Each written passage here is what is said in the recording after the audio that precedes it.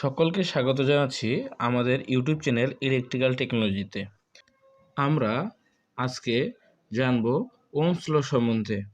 ইলেকট্রিক্যালের বিভিন্ন mathematical problem সলিউশনের জন্য Ohm's law একটি অত্যন্ত গুরুত্বপূর্ণ সূত্র। ওহমস লর মাধ্যমে আমরা বিভিন্ন ম্যাথমেটিক্যাল প্রবলেম অবশ্যই সমাধান করব, কিন্তু তার আগে জানতে হবে ওহমস লটা আসলে কী। ওহমস লতে বলা হয়েছে কোনো পরিবাহীর মধ্য দিয়ে প্রবাহিত কারেন্টের পরিমাণ ওই পরিবাহীর উপর প্রয়োগকৃত ভোল্টেজের সমানুপাতিক। অর্থাৎ যদি কোনো লোডে আমরা যে পরিমাণ ভোল্টেজ প্রয়োগ করব সেই ভোল্টেজ যদি আমরা বাড়াই, তাহলে লোডে প্রবাহিত কারেন্টের পরিমাণ বৃদ্ধি পাবে। আবার যদি আমরা লোডে ভোল্টেজের পরিমাণ কমাই, তবে আমাদের প্রবাহিত কারেন্টের পরিমাণও কমে যাবে। আবার অপোজিট পাশে যদি আমরা লোডের পরিমাণ বৃদ্ধি করি, লোডের যে অভ্যন্তরীণ রেজিস্ট্যান্স সেটি বৃদ্ধি পাবে এবং তার কারণেই আমাদের কারেন্ট প্রবাহতে বাধাগ্রস্ত হবে। আমরা আজকে সেটিই প্রমাণ করব। আমরা এখানে দেখতে পাচ্ছি আমরা একটি সার্কিট নিয়েছি যার ভোল্টেজ প্রয়োগ করা হয়েছে 200 ভোল্টেজ এবং আমরা রেজিস্ট্যান্স দেখতে পাচ্ছি 20 কিলো ওহমস।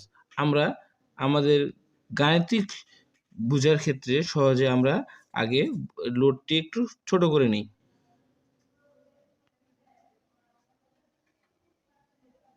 আমরা লোডটিকে কমিয়ে আমরা এটিকে মাত্র 20 ওহমসে সেট করলাম। এখন আমরা দেখতে পাচ্ছি 200 ভোল্টেজ আমরা প্রয়োগ করেছি তো 20 ওহমসের উপরে। এখন আমরা দেখি এখানে কতটুকু কারেন্ট প্রবাহিত হয়।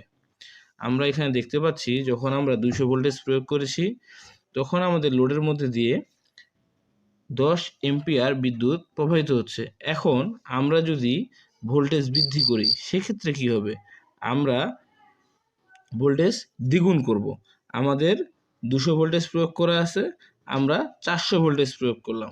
400 ভোল্টেজ প্রয়োগ করার পর আমরা কি দেখতে পাচ্ছি? আমাদের কারেন্ট প্রবাহিতর পরিমাণ বৃদ্ধি পেয়েছে দ্বিগুণ হারে।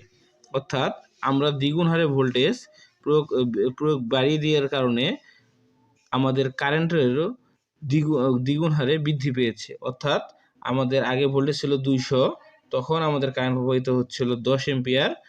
এখন যখন 400 ভোল্টেজ করলাম, তখন আমাদের কারেন্ট বৃদ্ধি পেয়ে হলো 10 গুণন 2 অর্থাৎ 20 এম্পিয়ার।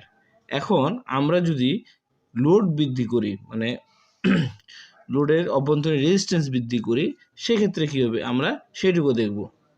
আমরা দেখতে পাচ্ছি 20